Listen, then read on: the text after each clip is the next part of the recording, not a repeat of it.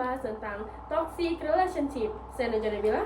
Saya Dila Istra Padoma. Saya Wafikar Tamevia. Saya Talita Salsabila. Saya Iman Brawijaya. Saya Lubna Kaila. Kalian pernah gak sih berada di hubungan yang toksik? Tenang saja, di video ini kita akan membahas tentang toxic relationship dan cara mengatasinya. Yuk simak video kami. Nah, teman-teman, di sini saya akan menjelaskan tentang toxic relationship. Apa sih toxic relationship itu? Toxic relationship adalah istilah yang digunakan untuk menggambarkan hubungan antar individu yang membawa dampak negatif, baik secara emosional, psikologis, maupun fisik. Hubungan ini dapat terjadi dalam berbagai bentuk, termasuk hubungan romantis, persahabatan, hubungan keluarga, dan hubungan profesional.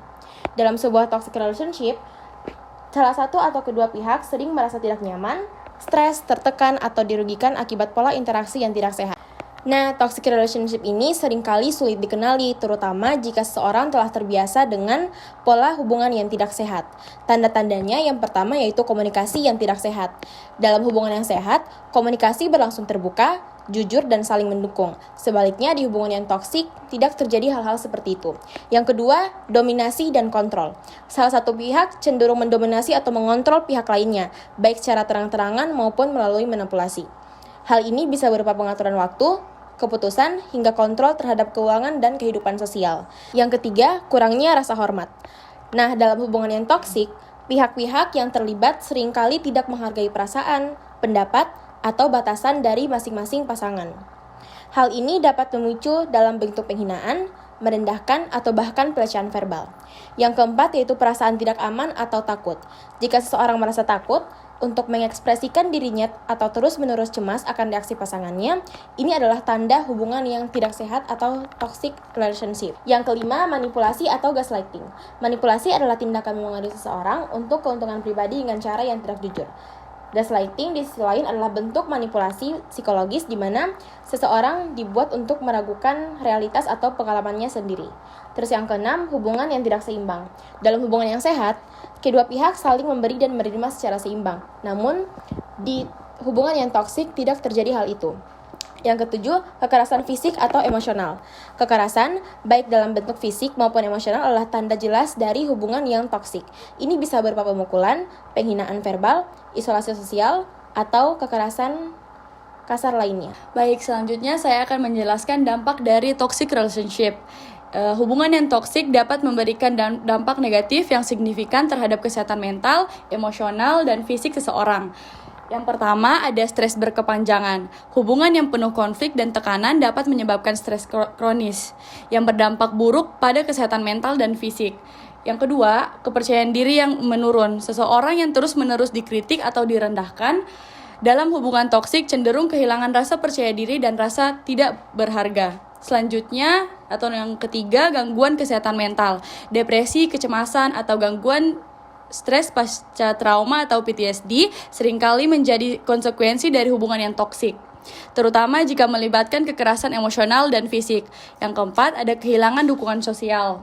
Dampak dari beberapa kasus, seseorang yang terjebak dalam hubungan toksik mungkin terisolasi dari teman dan keluarga karena pasangannya mencoba mengontrol hubungan sosialnya. Yang kelima, ada gangguan fisik. Gangguan kronis akibat hubungan yang tidak sehat dapat menyebabkan gangguan tidur, sakit kepala, gangguan pencernaan, hingga masalah kardiovaskular. Selanjutnya, mengapa seseorang bertahan dalam hubungan toksik? Meskipun dampaknya jelas merugikan, banyak orang yang tetap bertahan dalam hubungan toksik. Ada beberapa alasan yang akan saya jelaskan. Yang pertama, ketergantungan emosional. Beberapa orang merasa sulit meninggalkan pasangannya karena rasa cinta, harapan bahwa pasangannya akan berubah, atau ketakutan akan kesepian. Yang kedua, ada rasa takut akan ancaman. Ancaman atau intimidasi dari pasangan seringkali membuat seseorang merasa tidak aman untuk meninggalkan hubungan. Yang ketiga, ada ketergantungan finansial. Ketika salah satu pihak ketergantungan secara finansial pada pasangannya, mungkin ia merasa tidak memiliki opsi lain selain bertahan. Yang terakhir, kekurangan kesadaran. Banyak orang yang tidak menyadari bahwa mereka berada dalam hubungan yang toksik atau hubungan yang merugikan dirinya sendiri, terutama jika mereka belum pernah melihat contoh yang sehat. Baik, selanjutnya saya akan menjelaskan tentang cara mengatasi toxic relationship. Jika Anda menyadari bahwa Anda berada dalam hubungan yang toksik, berikut adalah langkah-langkah yang bisa diambil. Yang pertama, kenali masalahnya. Itu langkah pertama adalah menyadari dan mengakui bahwa hubungan tersebut itu tidak sehat. Yang kedua, tetapkan batasan, berani menetapkan batasan yang jelas untuk melindungi diri Anda, seperti tidak menerima perlakuan kasar atau manipulatif. Yang ketiga, cara dukungan. Bicarakan masalah Anda dengan teman, keluarga, atau profesional seperti psikolog atau konselor. Yang keempat, prioritaskan diri sendiri. Itu fokus pada kesejahteraan diri Anda termasuk kesehatan mental, fisik, dan emosional. Yang kelima, pertimbangan hubungan untuk mengakhiri hubungan tersebut. Itu jika hubungan tersebut tidak menunjukkan perbaikan meski sudah ada usaha dari kedua pihak, mengakhiri hubungan mungkin menjadi pilihan yang terbaik. Yang keenam, pelajari pola hubungan sehat. Setelah keluar dari hubungan toksik, penting untuk mempelajari dan memahami ciri-ciri hubungan yang sehat agar tidak terjebak dalam pola yang sama di masa depan. Baik, saya akan membacakan kesimpulan dari materi yang sudah saya dan teman-teman saya sampaikan tadi. Kesimpulannya, toxic relationship adalah kondisi yang berbahaya, baik secara emosional maupun fisik. Penting untuk mengenali tanda-tanda hubungan toksik dan mengambil langkah-langkah untuk melindungi diri. Hubungan yang sehat seharusnya menjadi sumber dukungan, kebahagiaan, dan pertumbuhan, bukan sumber stres atau penderitaan. Jika Anda merasa terjebak dalam hubungan yang toksik, carilah dukungan dan bantuan untuk keluar dari situasi tersebut dan memulai perjalanan menuju kesejahteraan yang lebih baik. Oke, mungkin sampai di situ pemaparan materi yang kami sampaikan. Lebih dan kurangnya mohon maaf, saya ucapkan terima kasih. Baik Kak. Tadi kan kami sudah meminta izin kepada kakak untuk mewawancarai kakak. Jadi di sini saya langsung saja ke pertanyaannya. Yang pertama itu, bagaimana kakak menggambarkan hubungan kakak saat ini? Hubungannya saat ini sudah berakhir, udah selesai. Oh iya Kak. Terus apakah kakak merasa didukung oleh pasangan kakak secara fisik atau mental dan emosional? Kurang sih sama berjalannya hubungan kurang. Oh iya Kak. Terus apakah pasangan kakak sering mengkritik atau merendahkan baik secara langsung atau tidak langsung? Lebih banyak secara tidak langsung. Ya Kak. Seberapa sering kakak merasa tidak dihargai atau diabaikan dalam hubungan kakak? Kurang sih, maksudnya tidak terlalu sering. Iya Kak. Baik Kak, saya akan melanjutkan pertanyaan dari teman saya tadi. Nah, pertanyaan selanjutnya ini, apakah kakak merasa lelah secara emosional atau stres karena hubungan yang telah kakak jalani? Lumayan, tapi kalau stres tidak terlalu berlebihan. Tapi kalau secara emosional sangat menguras energi, lumayan lah. Baik. Kakak merasa lebih sering sedih, cemas, atau marah sejak menjalani hubungan yang sudah kakak jalani itu? Iya, sering. Baik Kak, apa hal-hal yang membuat kakak tetap bertahan dalam hubungan yang kemarin kakak jalani? Hal-hal yang membuat saya bertahan tuh karena pertama dia mungkin orang pertama, jadi terus pokoknya mikirnya karena dia orang pertama lah, jadi masih bertahan.